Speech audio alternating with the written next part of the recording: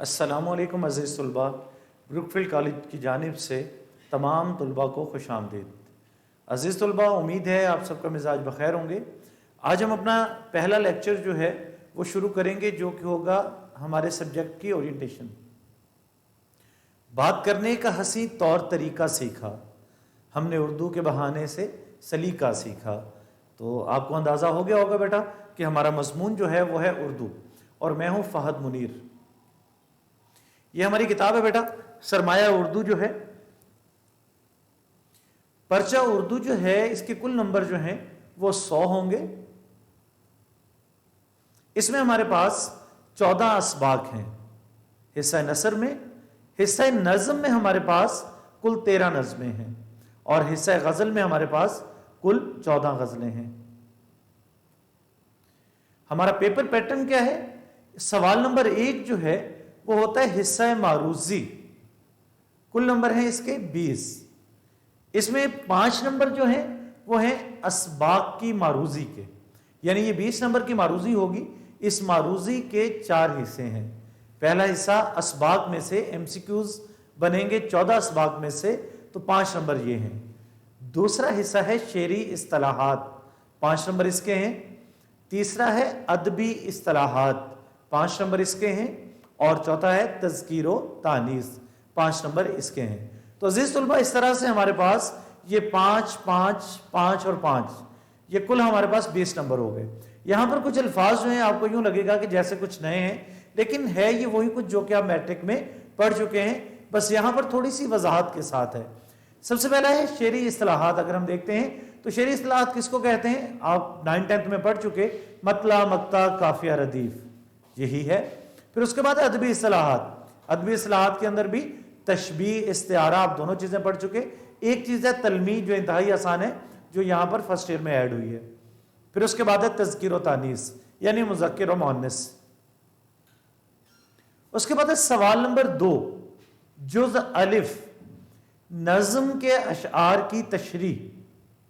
کسی بھی ایک نظم کے 2 اشعار تشریح کے لیے دیے جائیں گے، شاعر کا نام اور نظم کا عنوان بھی لکھنا ہوگا۔ طلبہ، کل ہمارے پاس 13 نظمیں ہیں۔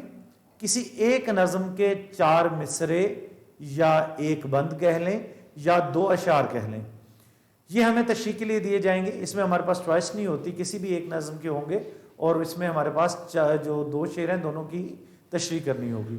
تشریح کے ہمارے پاس 60 نمبر ہیں۔ شاعر کا نام جو ہے یہ 1 نمبر ہے، نظم کا عنوان 1 نمبر ہے، اور یوں کل نمبر 10 ہیں۔ اسی طرح سے سوال نمبر 2، جز ب، غزل کے اشعار کی تشریح۔ کسی بھی ایک غزل کے 3 اشعار تشریح کے لیے دیے جاتے ہیں، جن کی تشریح کرنا ہوتی ہے اور شاعر کا نام بھی لکھتے ہیں۔ تو عزیز طلبہ، ہمارے پاس کل جو ہیں وہ 14 غزلیں ہیں۔ تو 14 غزلوں میں سے کسی ایک ہی غزل کے 3 اشعار تشریح کے لیے دیے جائیں گے۔ اس میں ہمارے پاس چوائس نہیں ہوگی، ہمیں ان تینوں اشعار کی تشریح کرنا ہوگی۔ تو تشریح کے ہر شعر کے 3 نمبر ہیں، تو کل 9 نمبر اس کے ہو گئے۔ شاعر کا نام 1 نمبر، کیونکہ ایک ہی غزل کے ہوں گے تو ظاہری بات ہے شاعر بھی ایک ہی ہوگا، تو 1 نمبر جو ہے وہ شاعر کے نام کا ہوگا۔ تو کل نمبر اس میں ہمارے پاس 10 ہیں۔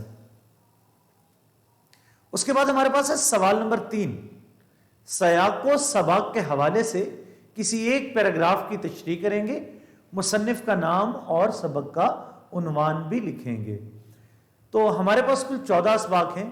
ان 14 اسباق میں سے کوئی سے 2 اسباق کا ایک پیراگراف لیا جائے گا جو ہمیں تشریح کے لیے دیا جائے گا۔ تو یوں ہمارے پاس 2 پیراگراف تشریح کے لیے ہوں گے۔ یہاں پر ہمارے پاس چوائس ہوگی کہ ہم کسی ایک پیراگراف کی تشریح کریں گے۔ 14 اسباق میں سے 2 پیراگراف ہوں گے، ان دونوں میں سے کسی ایک کی تشریح ہم نے کرنی ہوگی۔ تو اس میں 1 نمبر جو ہے وہ مصنف کے نام کا ہے، 1 نمبر سبق کے عنوان کا ہے، سیاق و سباق 3 نمبر کا ہے، اور تشریح 10 نمبر کی ہے۔ تو اس طرح سے کل ہمارے پاس 15 نمبر اس سوال کے ہیں۔ اس کے بعد ہے سوال نمبر 4، کسی ایک سبق کا خلاصہ تحریر کریں اور مصنف کا نام بھی لکھیں۔ یعنی ہمارے پاس 14 جو اسباق ہیں، ان میں سے کوئی سے 2 سبق دیے جائیں گے، ان کا عنوان بتایا جائے گا، ہمیں اس کا خلاصہ لکھنا ہے، اور اس میں ہمارے پاس چوائس ہے کہ ہم ان میں سے کسی ایک کا خلاصہ لکھیں گے۔ اس میں مصنف کا نام لکھنا ہے، تو 1 نمبر مصنف کے نام کا، اور 9 نمبر ہمارے پاس ہوں گے خلاصے کے۔ यूं कुल नंबर 10 हमारे पास ये हो गए। उसके बाद है सवाल नंबर 5, नज्म का खुलासा तहरीर करें। कुल नंबर 5, 5वें सवाल के 5 ही नंबर हैं। तो अजीज तलबा एक बात ज़हन में रखेंगे, यहां पर ना तो हमें शायर का नाम लिखना है और ना ही हमें यहां पर नज्म का उन्वान तहरीर करना है, क्योंकि दोनों चीजें वो खुद बयान करेगा। मसलन पहली नज्म है आपकी हम जो है अमीर मेनाई उसके शायर हैं, तो सवाल इस तरह आएगा, अमीर मेनाई की नज्म हमद का खुलासा तहरीर करें। तो दोनों चीजें एग्जामिनर बताएगा, नज्म का उन्वान भी और शायर का नाम भी, हमें सिर्फ खुलासा लिखना है। 5 नंबर है। उसके बाद है सवाल नंबर 6। सवाल नंबर 6 के अंदर हमारे पास 3 चीजें हैं। Number 1 मुकालमा, number 2 रुदाद, number 3 रोजनामचा। अब इसमें हमने ऑब्लिक का इस्तेमाल किया। इन 3 में से कोई से 2 इम्तिहान में हमारे पास आएंगे। एग्जामिनर की मर्जी है हमें मुकालमा दे दे, एग्जामिनर की मर्जी है हमें रुदाद दे दे, एग्जामिनर की मर्जी है हमें रोजनामचा दे दे। इन तीनों में से कोई से 2 देगा। वो मुकालमा और रुदाद भी दे सकता है, वो रुदाद और रोजनामचा भी दे सकता है, वो मुकालमा और रोजनामचा भी दे सकता है। तो बेटा इन 3 में से कोई से 2 हमारे पास आएंगे और इसमें से एक हमें करना होगा। तो इम्तिहानात में अभी तक रोजनामचा जो है वो नहीं आया हुआ, हमेशा मुकालमा और रुदाद आते हैं। हम इन्हीं दोनों को तैयार करते हैं, जिनमें से एक हम जो हमें आसान लगे हम वहां पर पेपर में अटेम्प्ट करते हैं। तो कुल नंबर हमारे पास 10 हैं। तो इस तरह से इस सवाल के अंदर भी हमारे पास चॉइस मौजूद है। उसके बाद है सवाल नंबर 7, दरख्वास्त या रसीद। तो यहां पर हमने ऑब्लिक का इस्तेमाल नहीं किया, हमने लफ्ज या लिखा। हमारे पास 2 चीजें हैं, एक दरख्वास्त है और दूसरी रसीद है। हमें दोनों तैयार करनी है। एग्जामिनर की मर्जी है वो इन दोनों में से कौन सी पेपर में देता है। कभी पेपर में सिर्फ रसीद आई हुई होती है और कभी पेपर में सिर्फ दरख्वास्त आई हुई होती है। तो इस हवाले से हमें इन दोनों सवालों को तैयार करना होगा और कुल नंबर इसके 10 हैं। उसके बाद अजीज तलबा सवाल नंबर 8, दिए गए पैराग्राफ की तलखीस करें और मुनासिब उन्वान भी तहरीर करें। तलखीस के 8 नंबर हैं और उन्वान के 2 नंबर हैं, कुल नंबर 10 हैं। अब ये तलखीस क्या है? तलखीस उसी तरह से जिस तरह से आपको एक पैराग्राफ आता था मैट्रिक के अंदर, जिसको आपने पढ़कर उसमें 4 सवालात होते थे जिनका आपने जवाब देना होता था और 5वां सवाल उस पैराग्राफ को आपने उन्वान देना होता था। तो उन्वान तो आपने उसी तरह से देना है, लेकिन यहां पर सवालों के जवाब नहीं देने, उस पैराग्राफ को पढ़कर कम करके लिखना है। मसलन अगर इसको समझने के लिए एक मैं छोटा सा वाक्य बयान करूं कि हम जिक्र करते हैं कि एक दफा का जिक्र है कि एक बादशाह का शिकार करने को जी चाहा। वो शिकार करने के लिए जंगल में गया, शिकार करते करते वो घने जंगल में पहुंचा तो वहां अचानक उसे एक तरफ एक बुजुर्ग दिखाई दिया। वो बुजुर्ग को देखकर बड़ा हैरान हुआ। बुजुर्ग के पास एक कुत्ता था, वो अपने कुत्ते को गोश्त खिलाकर खुश हो रहा था। बादशाह ये देखकर बड़ा हैरान हुआ। उसने अपना काफिला रोका, उतरकर उस बुजुर्ग के पास गया, उस दरवेश के पास गया और जाकर पूछा, मजाक के तौर पर पूछा, ए बाबा एक बात तो बता। बाबा ने पूछा, उस दरवेश ने पूछा, जी हुजूर। उसने कहा कि मुझे ये बता कि खुदा के नज़दीक तू बेहतर है या तेरा ये कुत्ता बेहतर है। तो दरवेश ने कुछ लम्हों के लिए सर झुकाए रखा, फिर सर उठाकर बोला, अगर जाके अमा पाऊँ तो अर्ज़ करूँ, हम में से जो भी अपने मालिक हकीकी की अताअत करे वो अल्लाह के नज़दीक खुश हो, वो जो है अल्लाह के नज़दीक ज़्यादा मर्तबा रखता है। तो बादशाह ये जवाब सुनकर बड़ा हैरान हुआ। उसने अपना काफिला मोड़ा, वापस आया। कहते हैं कि इस वाक़े के बाद बादशाह ने अपनी ज़िंदगी को बिल्कुल बदल दिया। अब इसी वाक़े को अगर हम मुख्तसरन बयान करें तो हम यूँ करेंगे, एक दफ़ा एक बादशाह ने दौरान शिकार एक दरवेश को अपने कुत्ते को गोश्त खिलाकर खुश होते देखा। बादशाह के पूछने पर कि तुम दोनों में से अल्लाह के नज़दीक कौन बेहतर है, उसने कहा जो अपने मालिक हकीकी की अताअत करे वो बेहतर है। ये सुनकर बादशाह की ज़िंदगी बदल गई। अब एक जगह पर हमारे पास एक तवील वाक़या था, दूसरी जगह पर हमने इस वाक़े को मुख्तसर करके बयान कर दिया, लेकिन वाक़े का मतलब पूरा रहा। हमें बड़े वाक़े से भी बात पूरी समझ आती है और छोटे वाक़े से भी बात पूरी समझ आती है।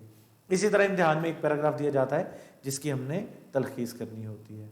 तो ये हमारे पास पेपर है एक, जो है एग्जाम्पल के तौर पर जो हमने रखा हुआ है। ये देखें, इस तरह से MCQ आएगा। पहले 5 MCQ हमारे पास जो है असबाक के हैं, اس کے بعد جو ہے ادبی اصطلاحات آ گئیں، پھر اس کے بعد شعری اصطلاحات آ گئی اور آخر میں تذکیر و تانیث آ گئی. اور اسی طرح سے انشائیہ طرز کا پیپر دیکھیں تو درج ذیل اشعار کی تشریح کیجیے، نظم کا عنوان اور شاعر کا نام بھی تحریر کریں. دیکھیں 2 شعر دیے گئے ہیں. اس کے بعد بے جز جو ہے اس میں کہا گیا ہے کہ درج ذیل اشعار کی تشریح کیجیے، شاعر کا نام بھی لکھیں. تو اس میں ہمارے پاس 3 شعر موجود ہیں، 9 نمبر اس کے اور 1 نمبر شاعر کے نام کا ہے. اسی طرح تیسرا سوال سیاق و سباق کے حوالے سے کسی ایک پیراگراف کی تشریح کیجیے، مصنف کا نام اور سبق کا عنوان بھی تحریر کیجیے. تو یہاں پر ہمارے پاس دیکھیں 2 پیراگراف الف اور بے موجود ہیں، ان دونوں میں سے کوئی ایک ہم کریں گے. پھر اس کے بعد چوتھا سوال کسی ایک نصابی سبق کا خلاصہ تحریر کیجیے اور مصنف کا نام بھی لکھیں. تو 2 خلاصے اسوہ حسنہ اور ابو القاسم زہراوی دیے گئے، ان میں سے کسی ایک کا ہم خلاصہ لکھیں گے. پھر اس کے بعد اگلا سوال ہے سوال نمبر 5، ماہر القادری کی نظم نعت کا خلاصہ تحریر کریں. دیکھیں بیٹا میں نے پہلے ذکر کیا تھا کہ دونوں چیزیں ایگزامینر بتاتا ہے، تو دونوں چیزیں یہاں پر موجود ہیں. چھٹا سوال ہے 2 طالب علموں کے درمیان دہشت گردی کے موضوع پر مکالمہ تحریر کریں، یا یہاں پر مسنگ ہو گئی. آگے اس کے یوں سوال بنتا ہے 2 طالب علموں کے درمیان دہشت گردی کے موضوع پر مکالمہ تحریر کریں یا یوم آزادی کی روداد تحریر کریں. دونوں میں سے ہمیں ایک کرنا ہوتا ہے. پھر 7واں سوال ہے پرنسپل کے نام سند کردار کے حصول کی درخواست تحریر کریں. دیکھیں یہاں پر یا تو یہ سوال ہوگا یا اس کی جگہ رسید ہوگی. پھر اس کے بعد ہے درج ذیل عبارت کی تلخیص کیجیے اور مناسب عنوان بھی دیجیے. تو یہ ہے آپ کا پیپر سیمپل. طلبہ ایک بات ہم ذہن میں رکھیں گے، ہمارے پاس 2 گھنٹے 40 منٹ جو ہیں وہ ہمارے پاس ہیں انشائیہ طرز کے لیے اور 20 منٹ ہیں ہمارے پاس اپنی معروضی کے لیے. یوں ہمارے پاس کل 3 گھنٹے ہیں. ایک بات ہمیں یہاں پر اور ذہن میں رکھنی ہے کہ ہمارے پاس جو نصاب ہے وہ ہمارے پاس صرف ایک ٹیکسٹ بک ہے جس کا ہم نے شروع میں امیج دیکھا. میں آپ کو شروع میں لے چلتا ہوں. یہ ہمارے پاس صرف یہ ایک کتاب ہے جس میں ہمارے پاس 14 اسباق موجود ہیں. اسباق میں سے 3 سوال بننے ہیں، ایک معروضی، ایک پیراگراف کی تشریح اور ایک خلاصہ. پھر اس کے بعد نظم میں سے نظم کی تشریح اور نظم کا خلاصہ. اسی طرح سے غزل میں سے غزل کے اشعار کی تشریح. اب اس کے علاوہ سوال نمبر 6، 7، 8 یہ تینوں وہ ایگزامینر کہاں سے دے گا یہ ہمارے پاس موجود نہیں ہے. یہ موضوع جو ہے یہ اوپن ہے، ایگزامینر کہیں سے بھی کوئی بھی عنوان دے سکتا ہے. تو ان چیزوں پر تھوڑی سی توجہ دینے کی ضرورت ہوگی کیونکہ کتاب ہمارے پاس صرف یہ ہے. اس کے علاوہ جتنی بھی چیزیں ہیں ہم وہ کریں گے کہ ہم اس کا طریقہ کار سیکھ لیں گے. کوئی بھی عنوان آئے، کوئی بھی پیراگراف دیا جائے، ہم اس کو اس کے سانچے کے مطابق اس میں ڈھال دیں گے. اس کی کوئی گرامر کی بک، کوئی کی جو ہے بی کی بک جو ہے وہ نہیں ہوتی، صرف یہی ایک ٹیکسٹ بک ہے جو کہ ہم نے اس کو پڑھنا ہے. انشاءاللہ پہلے لیکچر کے ساتھ حاضر ہوں گے، وہیں پر ہم پھر چیپٹر کو پڑھیں گے بھی اور پھر اس کی تشریح اور خلاصے کا طریقہ کار بھی دیکھیں گے. اللہ حافظ.